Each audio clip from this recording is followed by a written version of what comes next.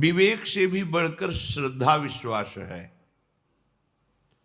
विवेक में दो विभाग हैं, सत और असत, उसे विवेक कहते हैं। पर विश्वास में दो विभाग नहीं है, विश्वास में एक ही है, मेरे प्रभु हैं। विवेक लगाने की जरूरत नहीं। विवेक वहीं लगाया जाता है जहां हमें जानना होता है, पर मान के जानना सहज है। प्रायः जानकर मानने की चेष्टा में जन्म के जन्म व्यतीत हो जाते हैं, क्योंकि सोई जाने ही जेहि देहु जनाई। अगर आपने अपना प्रीतम, अपना प्राणाराध्य प्रभु को मान लिया है तो वो आपको जना देंगे, ये आपके विश्वास का फल होगा। लेकिन आप जाने तो विवेक के द्वारा जन्म जन्म लग जाएंगे जानने में, क्योंकि विवेक में दो विभाग रहते हैं, ये सत है और ये असत है। जब तक दो विभाग रहते हैं तब तक काम बनता नहीं है। जीवन मुक्त अवस्था तभी आती है जब द्वैत विभाग का लय हो जाता है।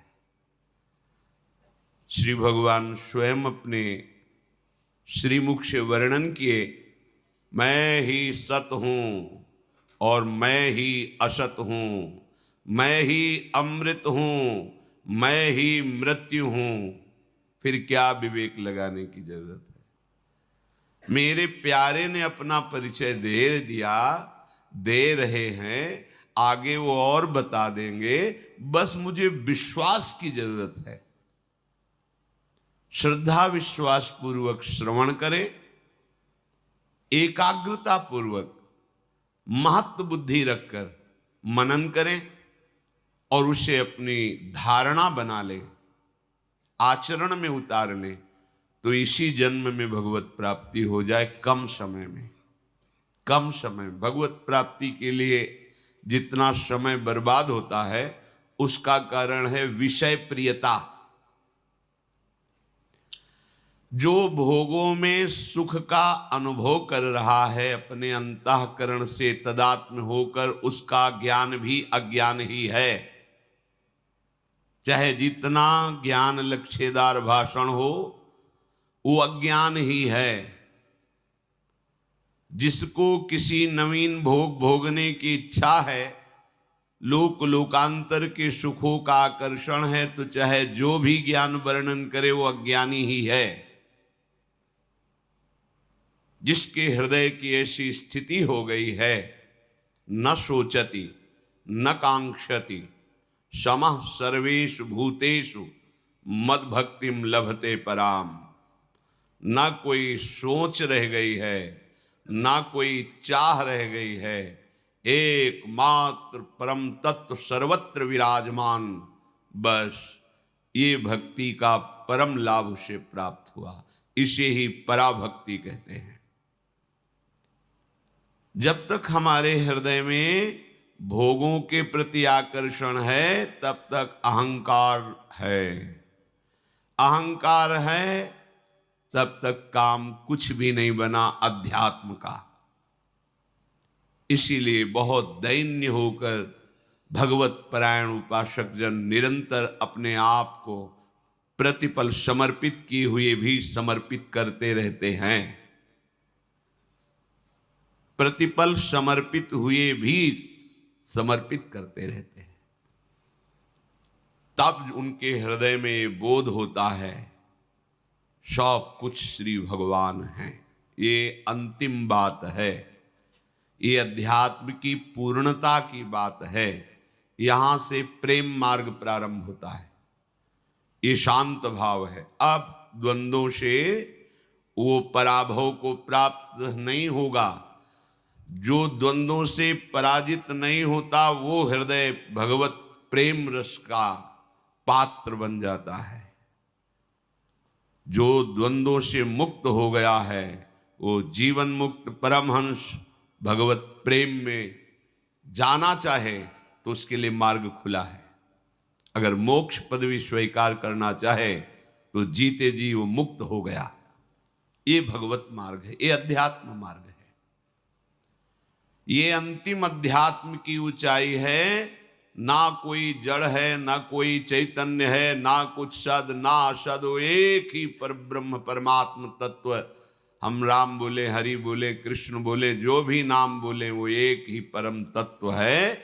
ऐसा वाणी से नहीं, ऐसा उसको अनुभव हो गया है, ऐसी उसकी स्थिति है। श्री भगवान स्वयं बोले हैं श्रीमद् भागवत में, अहमेवा शमेवाग्रे नान्यद यत् सद सत्परम पश्चादहम यदेतच्च यो वशिष्येत सोऽस्म्यहम्। सृष्टि के पहले मैं था, मेरे सिवाय कुछ नहीं था। सृष्टि जो उत्पन्न हुई वो मैं ही हूं, मेरे सिवाय कुछ नहीं है। सृष्टि का जब लय हो जाएगा तो मैं ही हूं, मेरे सिवाय कुछ नहीं है। मैं वही श्री कृष्ण चंद्र जी कहे, साध असाध सब कुछ भगवान। ये अध्यात्म की अंतिम स्थिति ये विश्वास से जागृत होती है।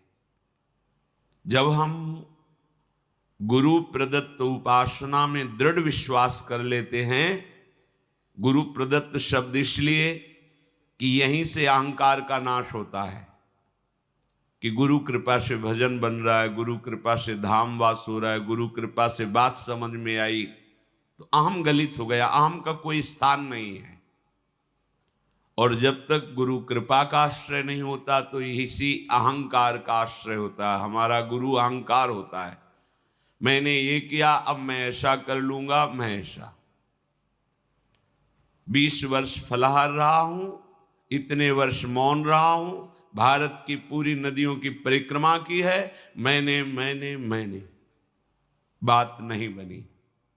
लग रहा है बहुत बड़ा साधन हुआ, पर अहंकार गुरु है इसलिए बात नहीं बनी, मैंने ये किया। और जब गुरु चरणों का आश्रय ले लिया जाता है तो मैं गुरु चरणों में समर्पित होने के बाद बस एक बात जागृत हो जाती, कृपा। बड़े बड़े महापुरुषों के मुख से सुना है, मैं तो एक सूखा पत्ता हूं,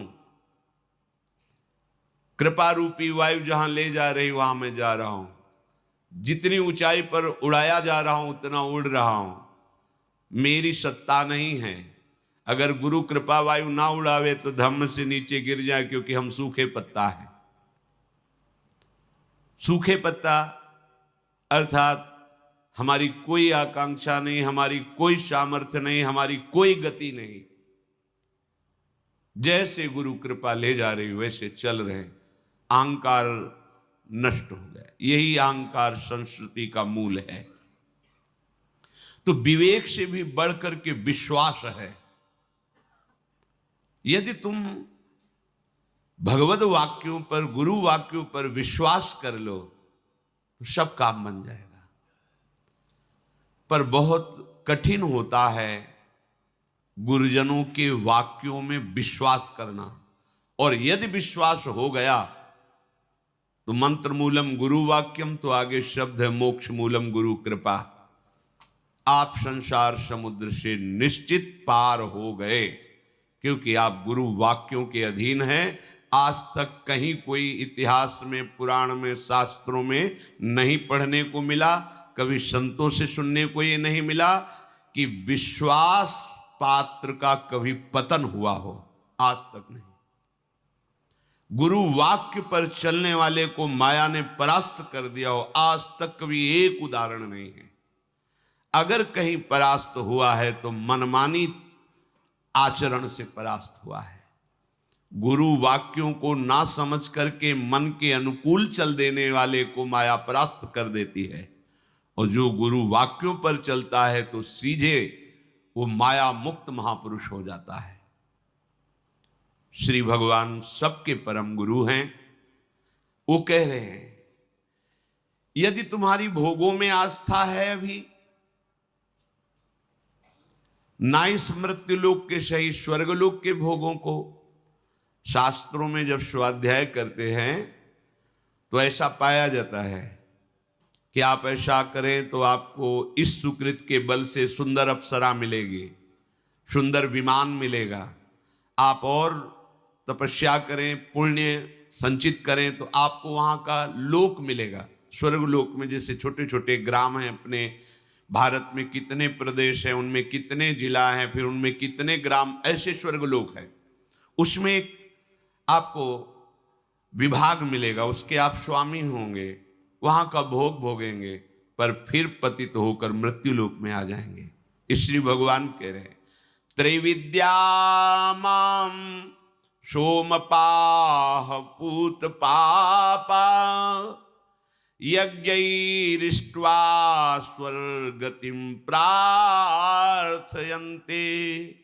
ते पुण्यमासाद्य सुरेंद्र लोको मस्नन्ति दिव्यान् दिवि देव भोगान् ते तं भुक्त्वा स्वर्गलोकं विशालं क्षीणे पुण्ये मर्त्यलोकं विशन्ति एवं त्रयी धर्म मनुप्रपन्ना गतागतं काम कामा लभन्ते। तीनों वेद में बहुत से सकाम पुण्य कर्मों का अनुष्ठान बताया गया है। ये जो लोग विशुद्ध बात को नहीं समझ पाए हैं, विशुद्ध बात भगवत प्राप्ति, ब्रह्मबोध, ये जो नहीं समझ पाए हैं तो उनको ये बातें लुभायमान करती हैं।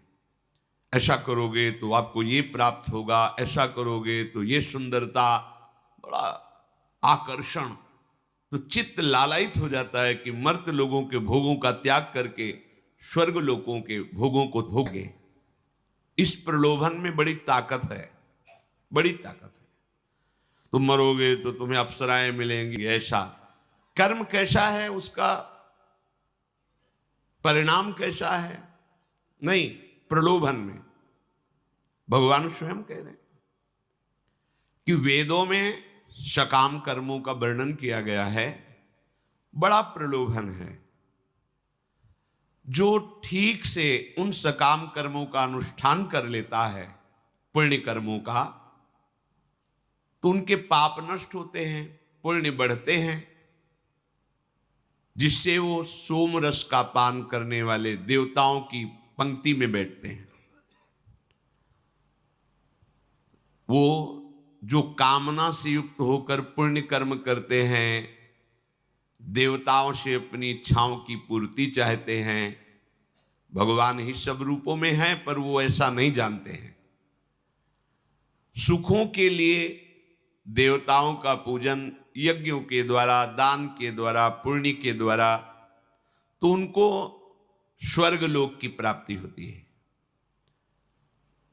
पवित्र है स्वर्गलोक, दिव्यता है, मर्त्यलोक से बहुत अच्छे शरीर हैं वहां। अगर एक कोई देवी निकले अप्सरा तो पूरा वातावरण सुगंधित हो जाए। जब कोई अप्सरा चलती तो आसपास उसके, जैसे यहां कोहरा होता है, ऐसे बादल चलते हैं।